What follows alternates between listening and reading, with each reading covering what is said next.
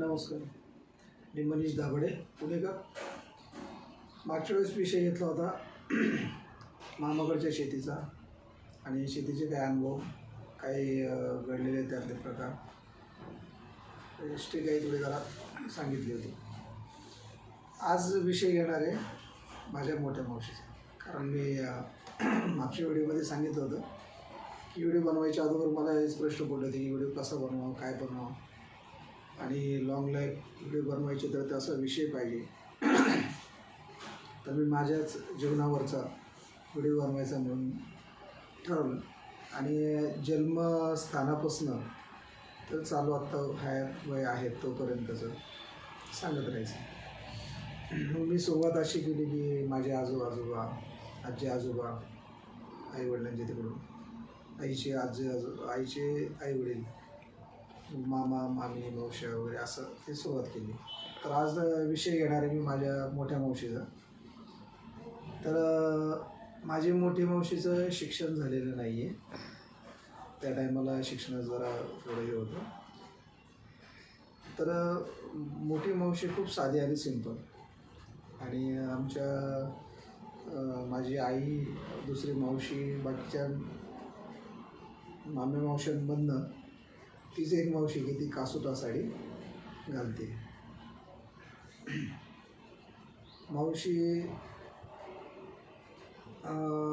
मी जन्माला यायच्या अगोदरच मोठ्या मावशीचं लग्न झालेलं होतं. त्यावेळेस तिला 3 मुली होत्या. 3 मुली होत्या. सगळ्यात मोठी ती माझ्यापेक्षा मुलगी होती, ती माझ्यापेक्षा 1 वर्षाची मोठी मावस बहीण. आत्ता तिला टोटल मावशीला 4 मुली आणि 1 मुलगा. त्यातली एक लहान मुलगी मरण पावली, ती आजारामुळे. लग्न झाले तिच्यासोबत, तिलाही 2 मुली.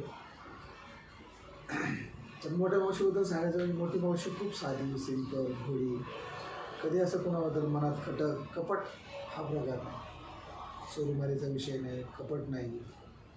तिच्याही ती संसार केला त्या सासरी, तर त्याही ठिकाणी तिचं वातावरण खूप चांगलं. कोणाशी भांडणं नाही, कोणाशी तंगणं नाही.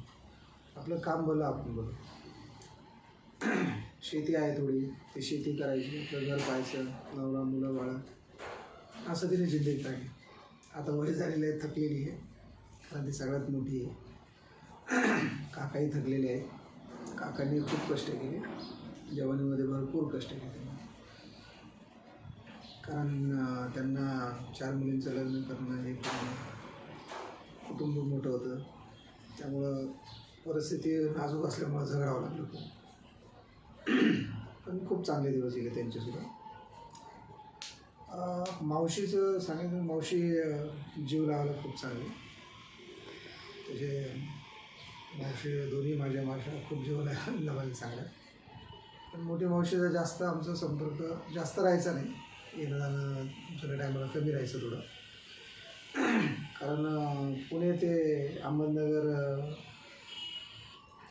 हा जो जुना एस टी प्रवास जो होता, तर मध्ये गाड्या थांबत नसायच्या. आणि मावशी जे गाव आहे ते नगर पुणा हायवेवर आहे. नगरपासून एक 22-25 किलोमीटरवरतीचं गाव आहे.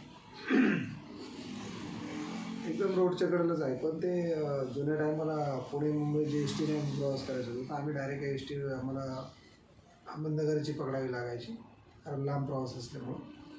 नगरला उतरवणे, यायचं असेल तर रिटर्न मग तिथनं दुसरी गाडी काय मिळेल त्याने येणे, ते प्रवास खूप खर्च व्हायचा. त्याच्यामुळे जास्त जाणं येणं नाही झालं. काही लग्न कार्य असेल, काही कार्यक्रम असेल तरच जाणं येणं. माझी जी मोठी मावस बहीण आहे, तिला मी पहिल्यांदा पाहिलं, ती मोठी झाली होती त्यावेळेस. कारण जुन्या टायमाला जास्त येणं जाणं नसल्यामुळे गाडी बिटी नसायच्या. तर तो बरोबर माहिती असायचं की भाऊ आहे, हा मावस बहीण आहे, ही आहे.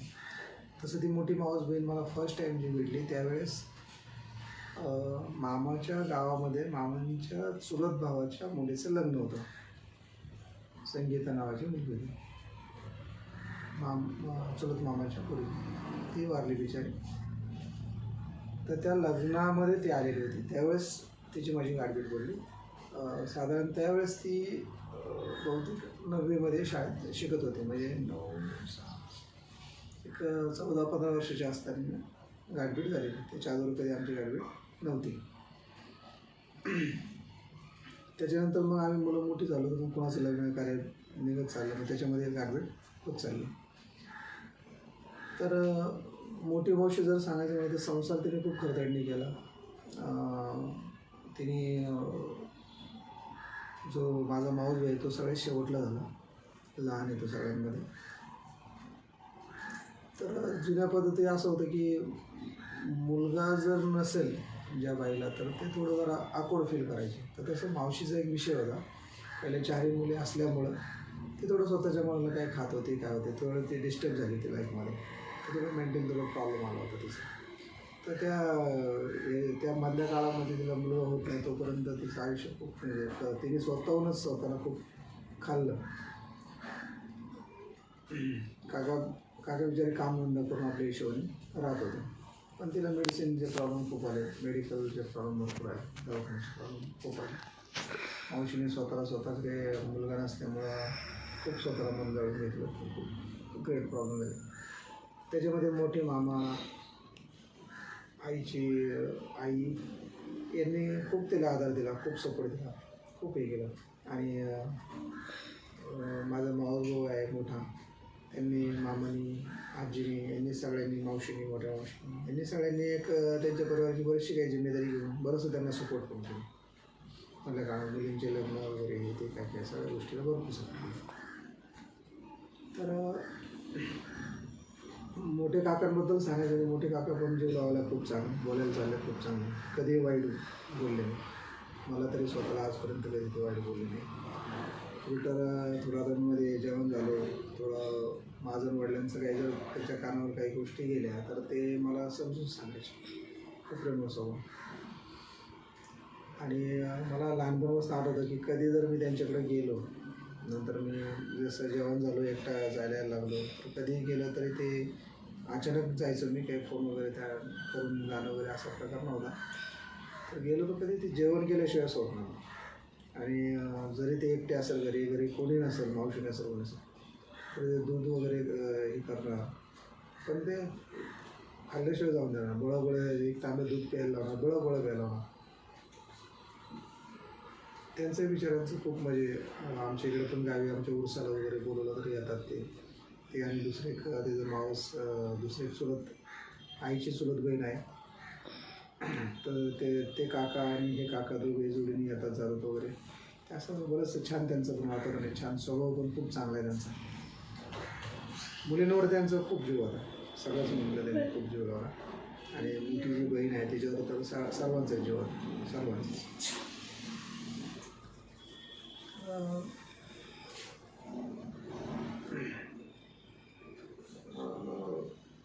आता हे काका आणि मोठी मावशी आहेत, पण सध्या आता वय झाल्यामुळे थोडं जरा प्रॉब्लेम आहे. आता एवढ्यातच त्यांच्या मुलासमोर कॉल येऊन गेला मला की काका थोडं काही पडली वाटतं बाथरूममध्ये, थोडं पाय फ्रॅक्चर वगैरे काय, बोट फ्रॅक्चर वगैरे झालेलं आहे काय. बाकी त्यांची शेती पण थोडं एक आउटसाईडला आहे, त्या ठिकाणी हरणं वगैरे आता शेती खातात, असे पहिल्यापासून क्रिएट प्रॉब्लेम भरपूर करत आहेत ते. आता आहे सगळं काही व्यवस्थित आहे. आता मुलगाही त्यांचा जॉबला आहे, सुनही खूप चांगली मिळेली, चाललं व्यवस्थित त्यांचं, खूप छान झालं. आम्ही आमचं गेलो की आम्हाला मान आदर आमच्या हिशोबाने आम्हाला मिळतो आहे, सगळं काही व्यवस्थित आहे, काही तशी काही अडचण नाही.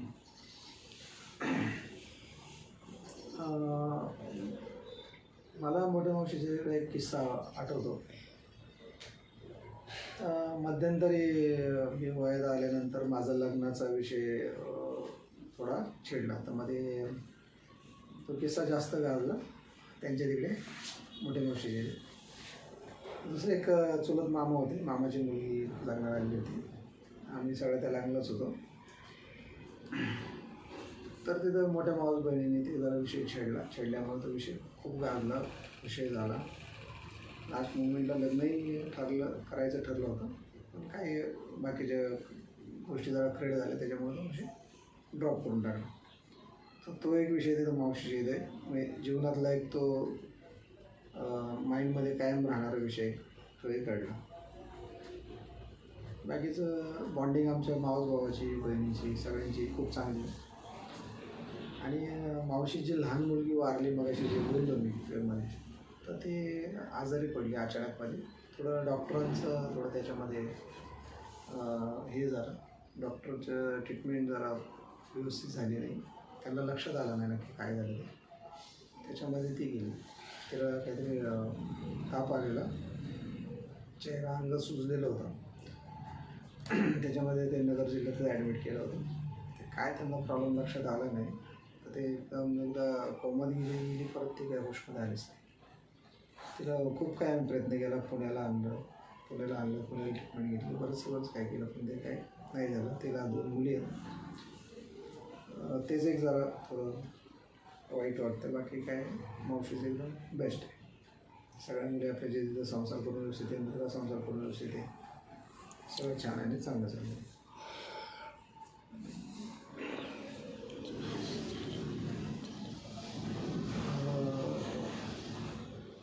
माझे व्हिडिओ पाहत राहा, लाईक करत जा, शेअर करत जा, सबस्क्राईब करत जा. आणि काही जर प्रॉब्लेम असेल तर मला कमेंटद्वारे कळवा. नमस्कार.